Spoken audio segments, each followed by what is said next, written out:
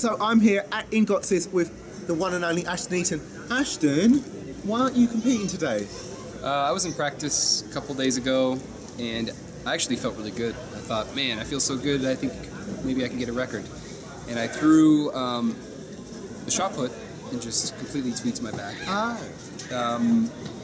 Enough where I thought it wasn't smart to compete because decathlon is not necessarily easy. If I was doing one event, maybe I would. Yeah. But because it's a decathlon, I thought, I think I'm just gonna wait and be smart and focus on Beijing, and so that's what I'm doing. And obviously last year you concentrated on one event. Yeah. With the 400 hurdles, which as fans we loved that because some people get really serious about stuff. They don't just take a year off and have a bit of fun. Yeah. I thought it was really good fun for you to do an event like the 400 hurdles, and you did really well. You were world ranked. Thanks. So, what other event do you think you could take up? I really like pole vault. Yeah. I've always thought. You don't choose the easy ones, do you? No, yeah. I've always thought triple jump would be fun. Yeah. But I think every athlete should take a year. Maybe it should be a requirement. You are forced to do an event that you don't normally do. First of all, it'd be awesome for the fans. Yeah. And second of all, I think a lot of these athletes that are in different events may surprise themselves and other people with their abilities. And what we've realised recently is with Daphne Shippers, with Katerina, doing the training for the multi-events actually makes you really good at individual events as well. Yes. So maybe there's something in that training that adds to individual events. There is something in that training because I call it cross-pollination, other people call it synthesis, and you're just able to take things that you learn in one event and completely apply them to another. Yeah. And yeah. So we can't support you this weekend, but obviously your wife's here. Yeah. How's she doing? She's actually doing really well. She is. She's, I think, in the lead, yes, and she's on her way to a great PB. But as we know, it's multi-events, so we have to wait till it's over. But as it stands now, she's doing well. Well, that's the thing with the multi-event. It's actually a whole over is one event. It is one event. You've got to take each one individually. Yes, you cannot. And a lot of times people confuse that.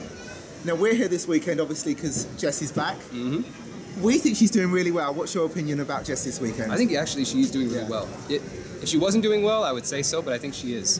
And I'm watching her demeanor, and it seems like normal Jess in the sense that she's still very competitive, and she's hard on herself when she doesn't do something that she wants, which it's good. You can tell the fire's still there. And as far as the performances, actually, I think they're good. She's saying that she's just coming back and trying to get in the groove of things, and you can tell.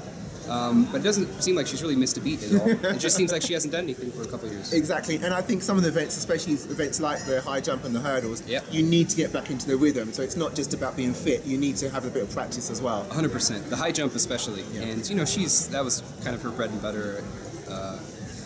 So it doesn't really seem like she's missed a lot. No. So. She jumped the same today as she did in the London 2012, so be afraid. Yeah, I know. But, everybody the naysayers were like, well, whatever, but people who do the event, we thought, when she comes back, she'll be normal, Jess. And well, she wouldn't be here if she wasn't going to be on form. So. That's very true. So earlier on, we talked to Denise Lewis earlier, and we asked her the question I'm going to ask you now. In all-time list, where do you rank yourself? Oh. What did she say? First of all, who do you rank number one? What did she say? Well, she didn't really answer, to be fair. We answered for her. And you were talking about heptathletes for her? Well, no, I'm talking about decathletes for you, though. Oh. Where do you rank yourself? Not high. In the sense that I don't have a lot of experience. I haven't done that many multis compared to some of the great decathletes. And you look at somebody like Roman, who has 49 decathlons over 8,000. Whereas I have total decathlons, half of that. And you look at some of the other European athletes that are just unbelievably great. And it really depends on what you're measuring.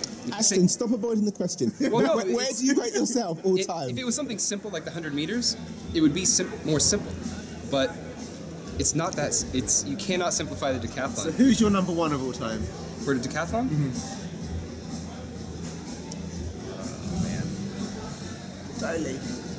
Daily, yeah. I would say Roman. Oh, okay. Oh, that's interesting. Because he is the one who attacked the standard. a lot of people talk about, can somebody break the 8 seconds in the 100? Can somebody break the 9 meters in the deal? He was the guy who broke the standard. And to be the first person to do that, first of all, it's not easy to believe that you can. Yeah. And to actually do it, it's even harder. So to me, that is a really awesome feat. Thank you very much. Good luck with your back. I hope you're back for Beijing. And thank you actually, I've got to mention, we've got a Twitter competition going on, a lucky dip, a I've heard of this, sweepstakes. yeah. And apparently you're donating a prize. Yeah, Brianna and I Thank you very much. So for those people in the lucky dip who selected me, sorry, not so lucky. Can you just say hello to Gabriella as well? Okay, hello Gabriella. Oh, she was the one that put it on. She's the one who put it on. And if you say hello, we get a house. Wow. Say hello. Now they get a house. Awesome. Thanks very much. Yeah. Thank you very much.